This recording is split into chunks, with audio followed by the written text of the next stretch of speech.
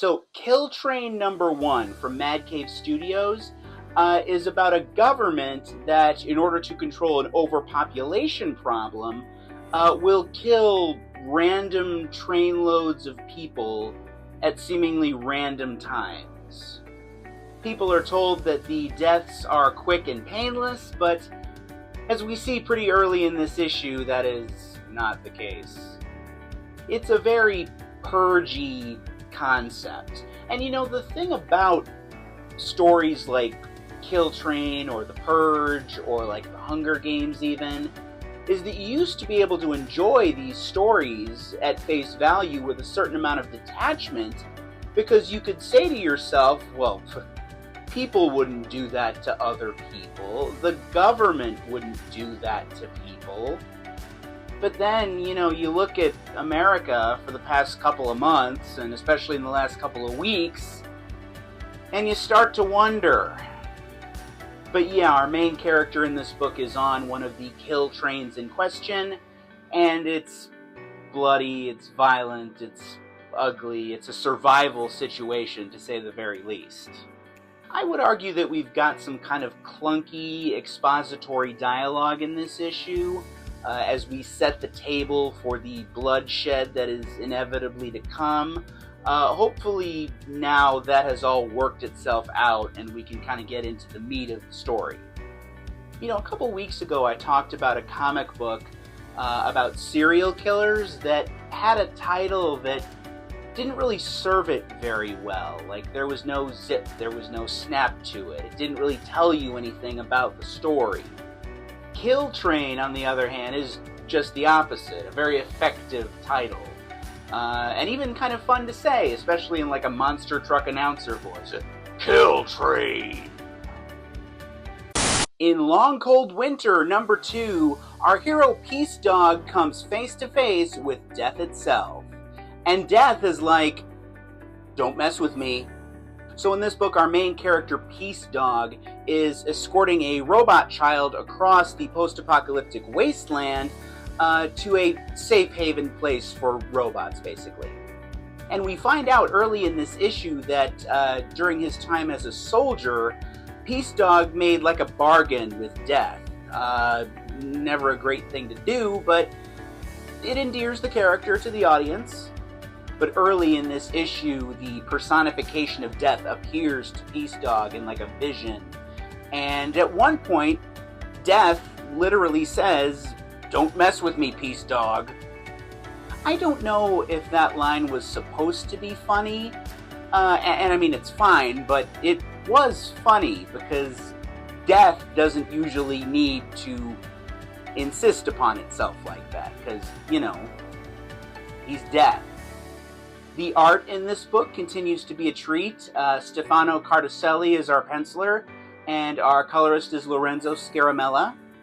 I really enjoyed the intensity that Stefano Cartacelli is able to inject into certain characters or panels or sequences. Case in point, this image of a villain that appears in the issue. He's just got a certain nasty charisma radiating off of him. So as far as the team-up one-shot that Marvel just put out, starring Dr. Doom and Rocket Raccoon, I'm just gonna say what I know everyone has been thinking. I smell sitcom. It's Dr. Doom and Rocket Raccoon. Hey, one eats nuts, the other is nuts. Starring Tim Allen as Dr. Doom. Because apparently in order to have a successful sitcom in 2025, you need, of all people, Tim Allen. But yeah, this is the first in, I think, a series of one-shots that Marvel is putting out, putting weird team-ups together, weird tandems. The first possibly being the weirdest of all. We've got Dr. Doom and Rocket Raccoon. In this issue, Dr. Doom is trying to travel back in time to discover the purpose and meaning of the universe, basically, but he needs some help, so of course he calls the Raccoon from Guardians of the Galaxy. What's more, they kind of succeed in what they set out to do. So the issue kind of overachieves in the sense of what it offers to readers.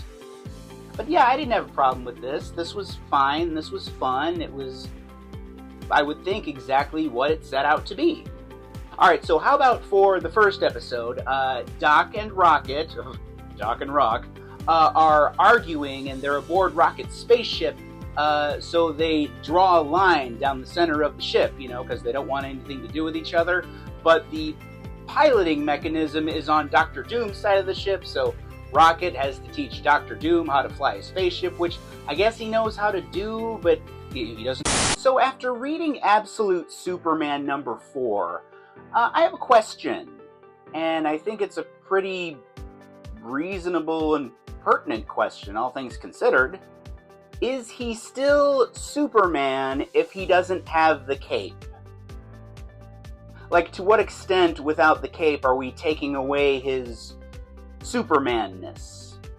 Yeah, Superman hasn't always been able to fly, but he has always had the cape. That's been part of his costume since his earliest incarnation, and, it's probably the most recognizable thing about the costume. I mean, to the point where in American culture, or really any culture, I would think, if you put a cape on, people think of Superman. But and for some reason this didn't register with me fully until this issue, Absolute Superman does not have a cape. Even in the imagery where he appears to have a cape. Absolute Superman has like a cloud of red sunstone dust that follows him around everywhere. Sunstone being a mineral from Krypton, so it's like superpowered, and he can envelop himself in it and envelop other people like Lois Lane in it. And like, for instance, if you look at the cover to Absolute Superman number 1 closely, you can see that that's not a cape. Like, the red part is granulated, like sand or dust. So yeah, Absolute Superman has a dust cloud that follows him around. It's like Superman meets Pigpen in that sense. I think that if you did that in the regular canonical Superman book, people would just laugh it off. But because this is an alternate take on Superman, it might work. I guess the jury is still out for me, is what I'm saying, on the character that, for one time only, I will affectionately call Pigpen Superman. This issue has a nice global perspective.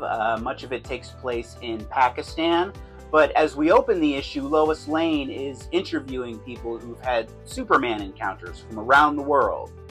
There's a moment in this issue where Lois Lane, who, remember, in this series is like a soldier type, breaks somebody's fingers. This is one of those pages that you just sort of look at and go, ooh. But I mean, it does its job in that regard. So now that we're 4 issues in to the Teenage Mutant Ninja Turtles The Last Ronin 2 Re-Evolution book, I think I can officially say that this book just didn't work. At least for me. So issue 4 of The Last Ronin 2 has been out for a couple of weeks now. And, usually I'm a pretty opinionated guy when it comes to my comics. I mean, you guys know this, but when it comes to this book, I've struggled to figure out what I want to say, if anything. And then a couple days ago, it finally dawned on me that the reason I don't have anything to say about this issue is because I'm bored. I'm bored with this story, I'm bored with these characters, I'm bored. And that's not good. I say that with all due respect to the people who are working on this book, and you know what, the art and the setting work fine, I'm not knocking that. But it's clear to me now that coming into The Last Ronin 2, they didn't have a strong enough story to sustain it, and they didn't have a way to flesh out these next-gen Ninja Turtles, or at least not all of them. Like Yi, the sensitive new turtle, is the only one that I'm even remotely invested in. I can't even remember the names of the other 3 turtles. And I really think that should have been the primary objective of The Last Ronin 2, like to get us acquainted with these 4 new turtles so that you can tell more stories with them going forward. But yeah, they didn't do that. Instead, what we got is a bunch of storytelling oatmeal, just stuff that all kind of blends together, and I don't care. Sorry. But from a conceptual standpoint, I am theoretically interested in these new turtles and this world they inhabit. I just need a better written product here, something to show me who these people are so that I can get invested. And I'm sure that despite the creative dud that The Last Ronin 2 turned out to be, we are going to get The Last Ronin 3 at some point in the next couple of years. So you know what? Here's what I would do going into The Last Ronin 3 to make it not suck. Number 1, go back to the micro series formula. Okay, back in the 80s when Eastman and Laird were doing the original Ninja Turtles series, they did micro series issues, each focusing on a different turtle. We desperately need to spend time with these new turtles individually to cement in who they are and what they're about. So revive the micro series formula. The second thing I would do for The Last Ronin 3 is I would pull a Batman Beyond Return of the Joker trick. I would bring back Shredder, the original Shredder. Shredder is a villain that Ninja Turtle fans know and care about, and you can use the old villain to get the new heroes over, like that Batman Beyond movie did with Terry McGinnis as Batman. And you know what? I'll do you one better. I would have Shredder flat out kill April O'Neil in that book. I think she's served her purpose at this point. I think we can get rid of her. Something else to keep in mind here is that each of these Last Ronin issues has cost about $9. If you're going to charge that much for your content and your comic book, you have a responsibility to put out something that is worthy of our time and our money. And I'm really sorry to say that despite how much I respect the creators involved here, Teenage Mutant Ninja Turtles The Last Ronin 2 has failed to do that.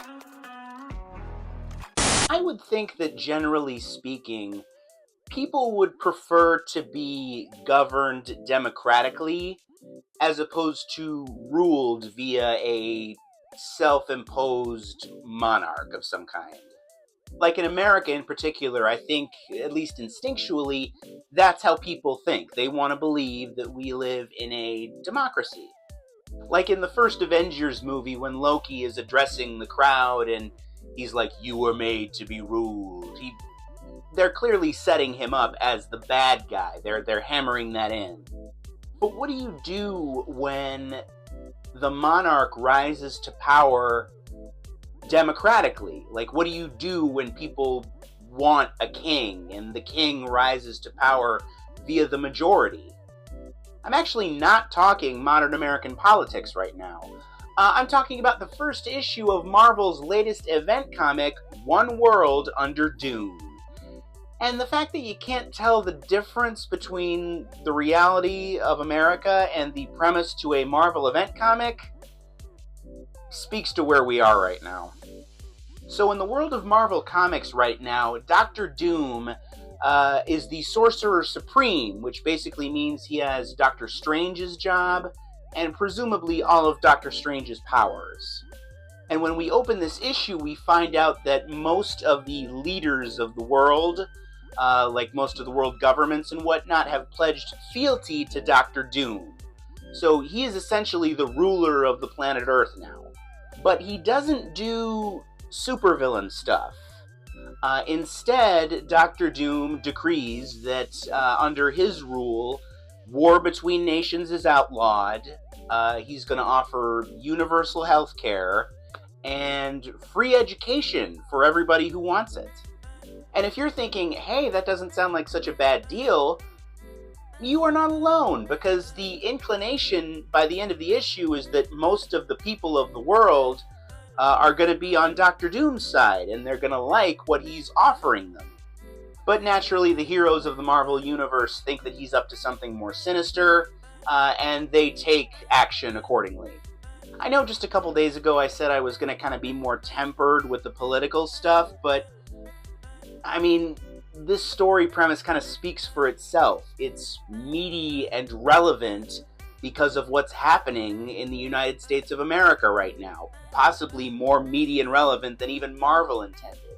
And I'm willing to say at this early juncture that One World Under Doom has the potential to be Marvel's most intriguing and thought-provoking event comic since Civil War. But you know what? Hey, it's not all politics, okay? There's fun to be had here too. Case in point, the Doctor Doom T-Rex that our author Ryan North introduced in the Fantastic Four ongoing series that he's also currently working on, is in this book as well.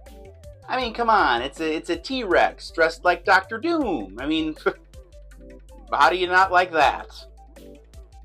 In Wonder Woman number 18, Diana storms the White House to confront an evil president of the United States. Hey, I didn't say anything, okay? I decided I was going to be a little more measured with the politics. I am just going to put this picture up, though. I actually really wasn't thinking about current events when I read this issue, though.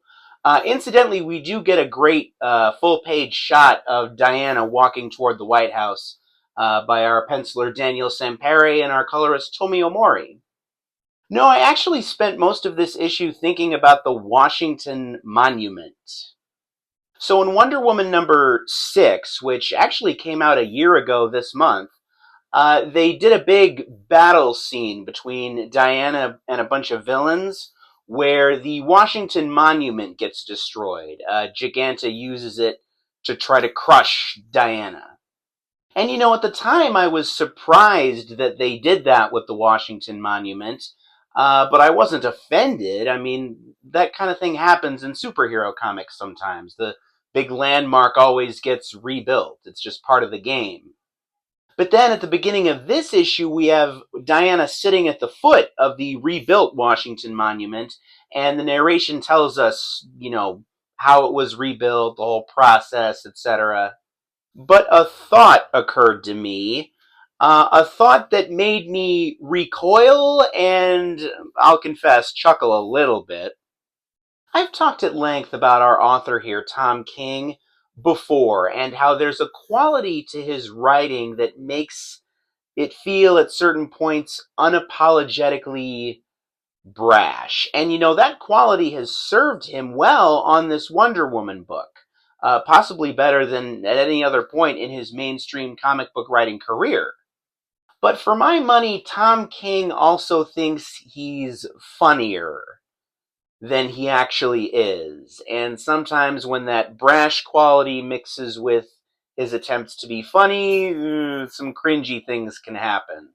And when I saw Wonder Woman sitting at the foot of the Washington Monument at the beginning of this issue, it occurred to me, oh no, they're gonna destroy it again. Like, I really feel like Tom King would do that. Like, that's not outside the realm of possibility. Like, he would make the Washington Monument into his version of that statue that's in front of Kevin McAllister's house in Home Alone that keeps getting knocked down by cars that are pulling up. He would have the Washington Monument just get destroyed over and over and over again just because that's kind of his brash style of humor. That is not, in fact, what happens in this issue, but don't think it couldn't happen or that it wouldn't happen. By the way, in this issue, there's more poop humor. Like, we literally stop the story so that we can have a full page of poop jokes with the Wonder Girls and Diana's baby. There's only one Tom King, ladies and gentlemen.